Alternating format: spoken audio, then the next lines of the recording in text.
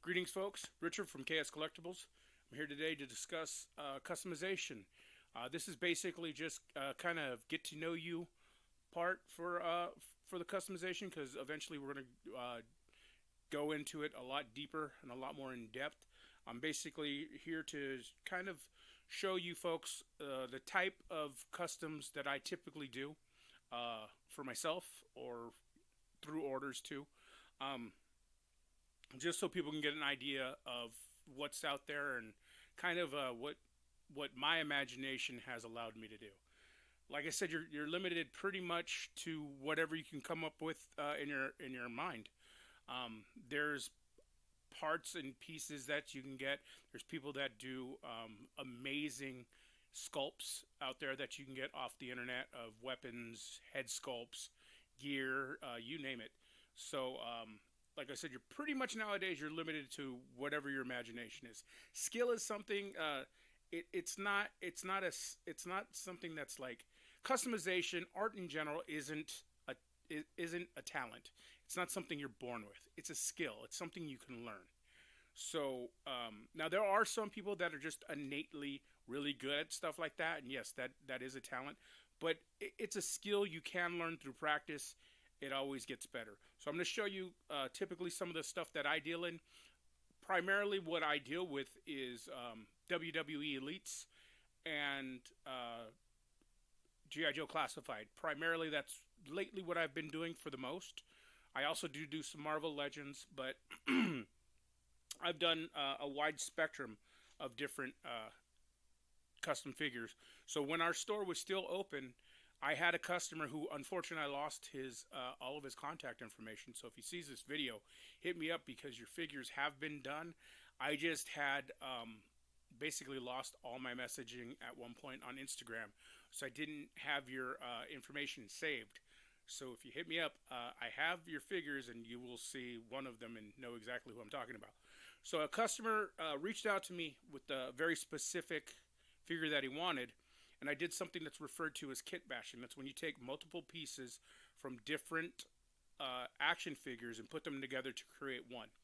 So he wanted a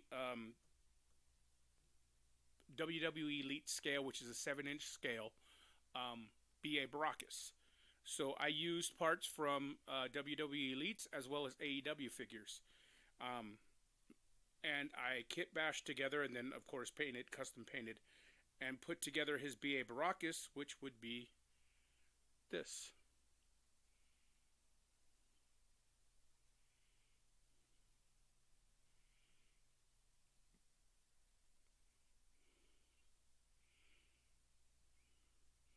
So that is one example of a custom figure. There's also where you can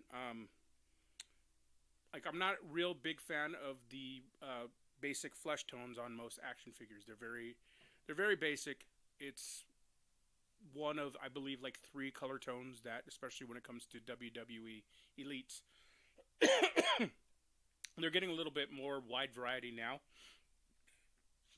but it's still pretty basic. So in order to add some depth into the figures, I do some shading as well as blemishes and stuff on the skin tone.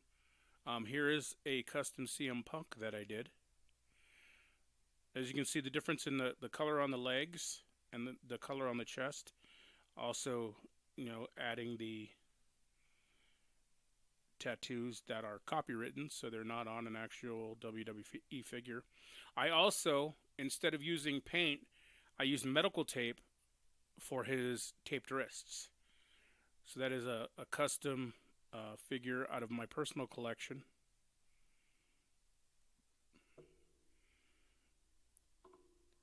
And then I'm a huge fan of GI Joe. GI Joe is probably the one thing that I really still collect for myself these days. And Destro is one of my all-time favorite characters. However, Destro has always looked very 70s, very disco-ish to me. Um, Between him and Dr. Mindbender, who is another one of my favorite characters, who looks like a professional wrestler. I mean, let's get honest. The man's walking around in spandex pants, high go-go boots, and a codpiece, no shirt and a cape and a monocle. It's just it's a horrible design. which I'm working on modernizing him. But I've always been a big fan of the Iron Grenadiers Destro. So I kit bashed. I took some pieces from a few different um, GI Joe classifieds, including a Destro, a normal Destro, a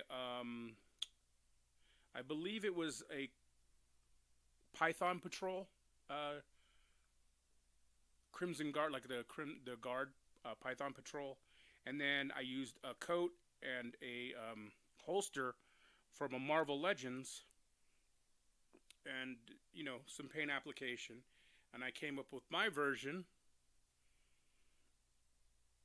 of the Iron Grenadiers Destro.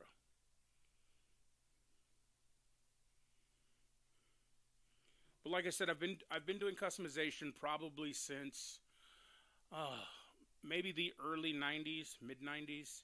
One of the first custom figures I ever did was I made the Crow using a McFarlane Kiss figure, a coat off of a Blade figure, and just you know kit bashing things together. I've also done 3 3/4 inch figures, Joe's for the most part. This is a custom Cobra Commander I did. Uh, God, I probably did this about 10, 15 years ago or so. I used the body from a Red Skull because it has that very um, almost imperial look. And I also use a very cool. There's a paint marker out that does like it's mirror silver. It's like comes out really good if this thing will focus on it. It's still amazing even after all these years. So that is my custom 3 3/4 inch Cobra Commander. There's also a company out there called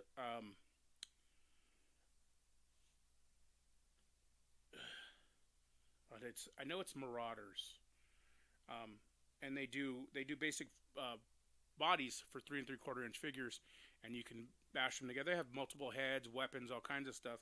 But I use it to make my own version of the GI Joe, as well as I found. I think I used the head off of a. This may be the head from a 50th anniversary, but I made my own version of Lieutenant Falcon.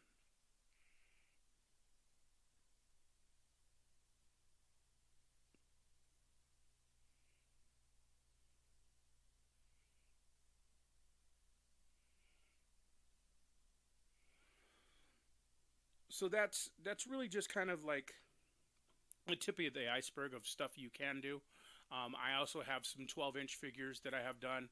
At the end of this video, I'm going to do a little video sweep over some of the customs I have on display in my own home right now, so you can see some of that.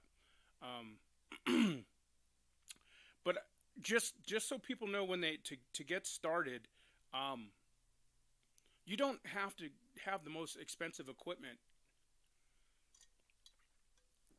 You don't need the most expensive paints or brushes or anything. You can, like I said, you can find head sculpts online for relatively cheap prices, or you can find heads that you think will work and modify them. There's a numerous ways to modify things. You can shave them down. You can add hair, add beards. I used what it is. It's a combination epoxy. So it's like you mix two different elements to make this epoxy putty. There's different types out there. Green stuff tends to be the one that I use the most. Green stuff is still, even after it's dried, it's a little pliable. So it's perfect for like hair and beards and stuff. It works really great. You can get it on Amazon. It's relatively cheap. And as far as paints go, I mean there are your more expensive paints, which are good. They are useful. Like I used Army Builder, Citadel, Vallejo. Those would be the top paints typically that I would use. Always use acrylics. Stay away from enamel paints. They dry really tacky and they're horrible for customization unless you're doing like a model car or dealing with something like that. But for this type of customization, definitely use acrylics. Um, and I use a sealer from, I believe it's Army Builder. That it's just a matte brush on one because you can get in the crevices and stuff. We will go into the depth of cleaning and stripping down some of the oils from the mold release that are on the figures, so paint will stick a little better, and the sanding of the joints, just different things like that. In our full, basically, introduction, or not introduction, our full podcast with my buddy Joel, who also is very heavily into customization. But I would just wanted to give this so people that are interested can keep an eye out. That way, can keep an eye out for that upcoming podcast, as well as when we do launch our customization classes again. So this was just basically for me to kind of show you some of the stuff that I've done in the past and that I do, and give you some basic tips. But like I said, as far as the paints go, I do use the more expensive, but I also use the cheaper ones. You can use any type of acrylic paint. I've used like the Walmart brand, like Apple Barrel, the just the cheap cream coat, whatever they're called. You just got to remember they're going to go on really water thin, so you're going to have to do multiple layers, and you have to take your time, especially with light colors. Don't try to do it all in one coat, not two, not three. It's going to take multiple layers to get it on there. And what I'll do is after I get, especially when you're using a thinner color, after I get about 3 coats in, I'll seal it, let it dry usually overnight, and then start other coats of the paint again, so that way even if it scratches, there's that base coat underneath it.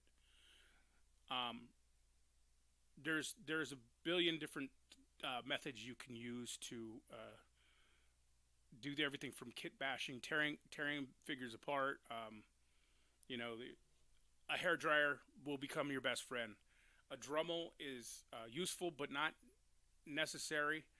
A pair of gloves is very handy. I have stabbed myself multiple times with screwdrivers and X-Acto knives. So make sure you keep a pair of gloves handy. But you can also boil figures to loosen them. This way to loosen joints and stuff. Once again, something we will get into in the future. But this is, like I said, a little bit of what we deal in. So that being said, I'm going to just give you a little run through of show off some of the customs that I have displayed at my home, and hopefully you enjoyed this. Please like, share, subscribe. All my links are in bios. I'm on TikTok, Instagram, Facebook. Obviously, you can find the full version of these on YouTube. Also on our website, and everything will be on in the bio or tagged in this video. So thanks a lot, guys. All right, folks, here goes some of the customs I have, both G.I. Joe as well as Rustling customs.